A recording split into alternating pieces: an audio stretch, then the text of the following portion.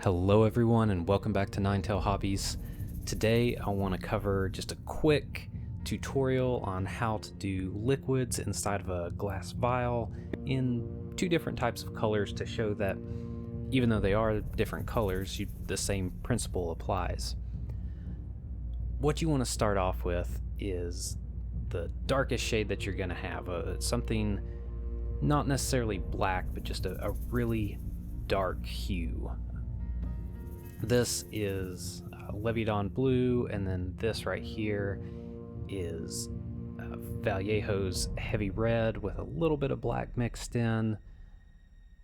And this is just what you're going to build on. You're going to paint the entire glass this dark color, and we're going to build up from this point. Next, you come in with, I used an off-white on this. You could use pure white, but you're going to make a guideline that runs parallel with your base, and this is going to be your liquid level. Unless the character is in motion, it's going to run parallel with the base, not the container. And you just want to get a real sharp brush, run it through. This is the first time that I've done this, so this line ended up being a little bit of a mess. I kind of corrected here and there, but that's fine if this line starts off a little thick. You can correct it as you go, no problem. And then you come in with your mid-tone and just make a nice glaze. It can be a fairly thick. You could layer, but I find that glazing on something like this is a bit easier, and you don't want to go all the way up to the line. You just want to start merging that dark shade with the lighter bit. Don't worry about getting all of it together in one go. Just simple step-by-step build up for this process.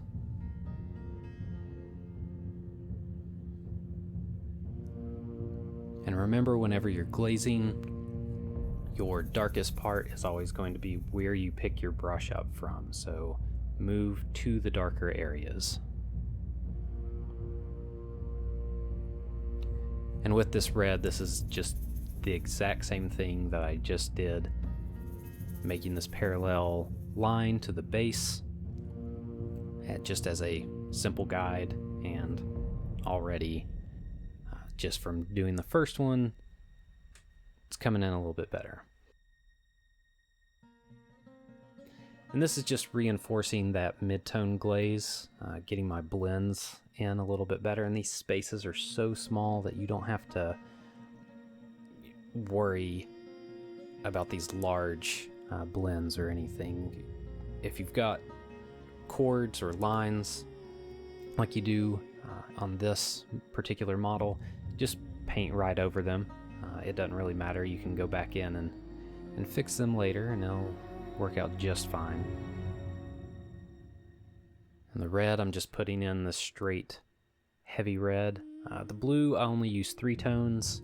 The red, I used 4, just as an experiment. And you get a little more depth naturally with the 4 tones, but all in all, it didn't make that big of a difference. And this is just coming in with my lightest blue right up next to that white line. You want to leave just a whisper of that white line left. And again, you can go in and adjust this as you're coming along, but your liquid is going to be lightest at the top, darkest below.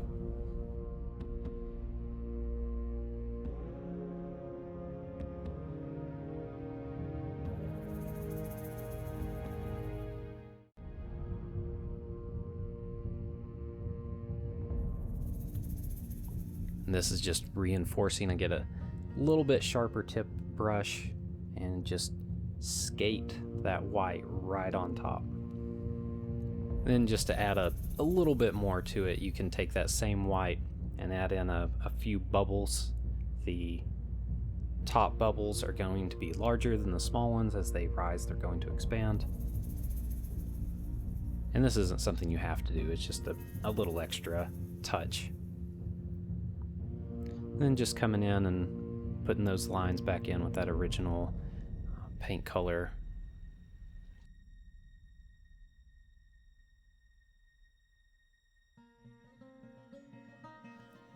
And don't forget about the corks. This one I just wanted to be a little vibrant, kind of stand out. And then coming in with that same white and highlighting the glass. Gonna highlight any hard lines that you have, any hard edges. And then just to add a little bit more to add the idea that this is glass, just tiny little specular highlights just where the light source would bounce right off of this glass.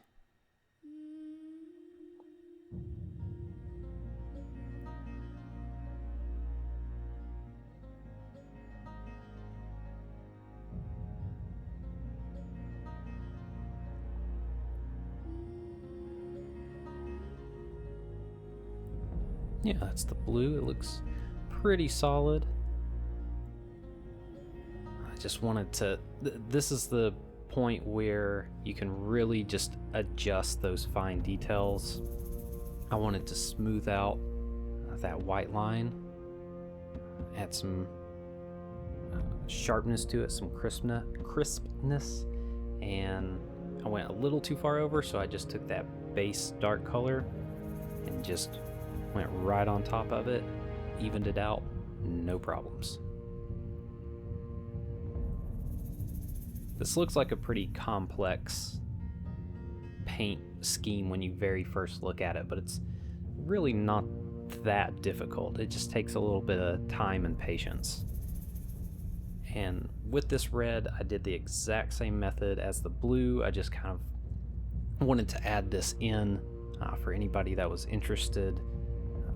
I added vermilion and then some orange, did a blend of those two, and then did a straight orange at the top. Same exact principles, just glazing it in. Since it's red, you know, it's a little easier to glaze since it's such a thin pigment. But end up coming up with the same results. Clean up that darkest hue again if I went too far or didn't get the line straight or anything. Just real easy to correct.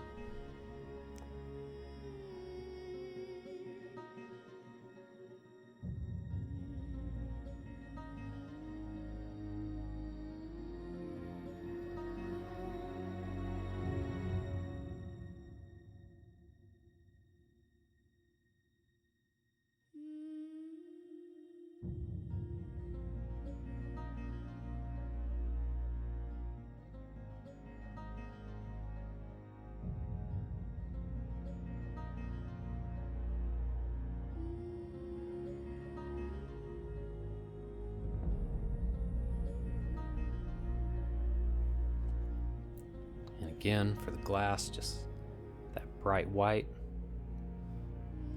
and then where the light's going to reflect most off of the glass.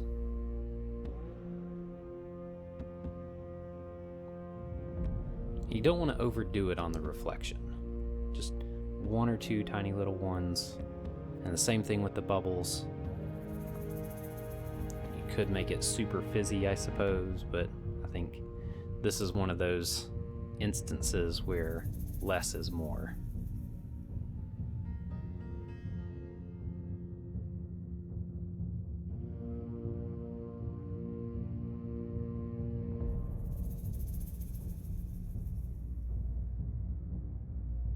You can come in, if it's too bright, and just glaze in some of your lightest color over the white to help incorporate it a little bit more. I hope that this was helpful. Anybody who's having some trouble with their Kruleboy potions, maybe got a little help on this one. And if you'd like to see me paint any of this stuff live, Tuesday through Thursday, 9 o'clock Eastern Standard Time, I do live streams right here on YouTube. Links down in the description.